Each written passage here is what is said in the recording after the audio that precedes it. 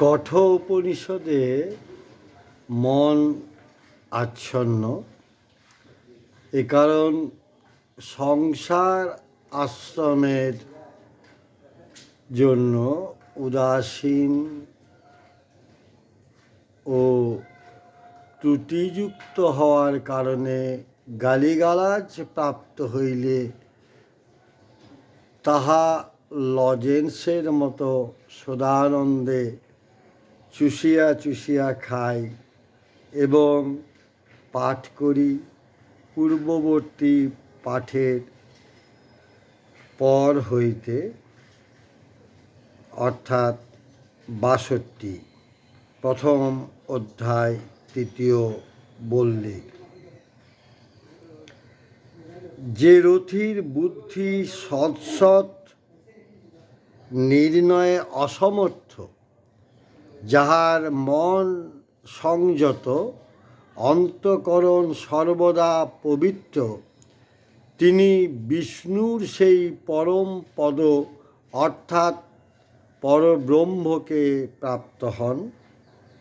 তথা হইতে চ্যুত হইয়া তাহাকে পুনরায় এই সংসারে ফিরিয়া আসিতে হয় না। কঠোর উপনিষদের এই জায়গায় বিষ্ণু শব্দ প্রাপ্ত হইলাম। ৬৩ সরলার্থ।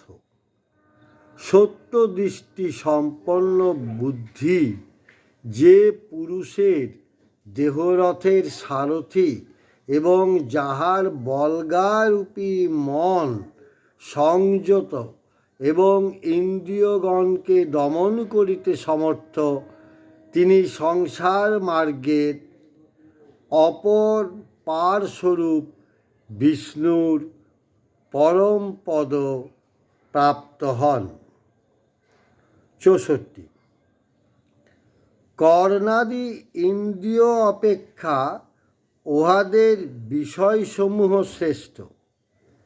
এই সকল বিষয় অপেক্ষা মন শ্রেষ্ঠ। মন হইতে বুদ্ধি শ্রেষ্ঠ। জীবের বুদ্ধি হইতে সমস্ত জীবের সমষ্টি বুদ্ধিরূপ মহান আত্মা শ্রেষ্ঠ। ৬৫ সর্বজগতের বীজভূত অব্যক্ত প্রকৃতি মহান আত্মা হইতেও শ্রেষ্ঠ। ওই অব্যক্ত প্রকৃতি হইতে পুরুষ পরমাত্মা শ্রেষ্ঠ। পুরুষ হইতে শ্রেষ্ঠ আর কেহ নাই, তিনি কাষ্ঠা অর্থাৎ সূক্ষ্মত্ব, মহত্ব ও আত্মত্বভাবের চরম সীমা। সেই পুরুষই জীবের সর্বোত্তম গতি বা গন্তব্য স্থান। ৬৬ যে পুরুষকে জীবের সর্বোত্তম গতি বলা হইয়াছে, তিনি আত্মারূপে সর্বভূতে প্রচ্ছন্ন আছেন বলিয়া সকলের নিকট প্রকাশ পান না। অর্থাৎ সকলে ইহাকে স্বীয় আত্মারূপে জানিতে পারে না। যে সকল জ্ঞানী লোকের বুদ্ধি সাধনা দ্বারা বিশুদ্ধ এবং সূক্ষ্ম বস্তু দর্শনের যোগ্য হইয়াছে, সেই সূক্ষ্মদর্শী ব্যক্তিগণই তাহাদের নির্মল ও সূক্ষ্ম বুদ্ধি দ্বারা পরমাত্মাকে দর্শন করেন। ৬৭ বিবেকী পুরুষ বাগীন্দ্রিয় সমেত সমস্ত ইন্দ্রিয়কে মনে অর্পণ করিবেন। মনকে প্রকাশ স্বভাব বুদ্ধিরূপ আত্মাতে অর্পণ করিবেন। উক্ত বুদ্ধিকে আবার মহান আত্মাতে অর্পণ করিবেন। সেই মহান আত্মাকে শান্ত, নির্বিকার, নিষ্ক্রিয় পরমাত্মাতে নিয়োজিত করিবেন। 68। হে জীবগণ, তোমরাও ওঠো, অর্থাৎ আত্মজ্ঞানাভিমুখ হও।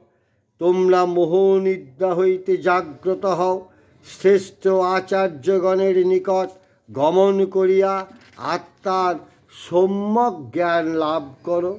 বিবেকবান ব্যক্তিগণ বলেন যে ক্ষুরের তীক্ষ্ণ অগ্রভাগ যেমন দূরতিক্রমণীয়, আত্মজ্ঞান লাভের পথও সেইরূপ দুর্গম। 69। যিনি শব্দ, স্পর্শ, রূপ, রস ও গন্ধগুণ বর্জিত, যিনি নিত্য অব্যয়, যিনি আদিহীন অন্তহীন, যিনি মহতত্ত্ব হইতেও শ্রেষ্ঠ, সেই আত্মাকে জানিতে পারিলে, অর্থাৎ আত্মস্বরূপ উপলব্ধি করিতে পারিলে, জীব মৃত্যুর অধিকার হইতে সম্পূর্ণ মুক্ত হয়। 70। বিবেকবান ব্যক্তি যমরাজের কথিত এবং নচিকেতা কর্তৃক শ্রুত এই চিরন্তন বৈদিক উপাখ্যান অপরের নিকট বিবৃত করিয়া এবং নিজেও শ্রবণ করিয়া ব্রহ্মাত্মস্বরূপ হইয়া সকলের দ্বারা পূজিত হন। যম ও নচিকেতাকে প্রণাম।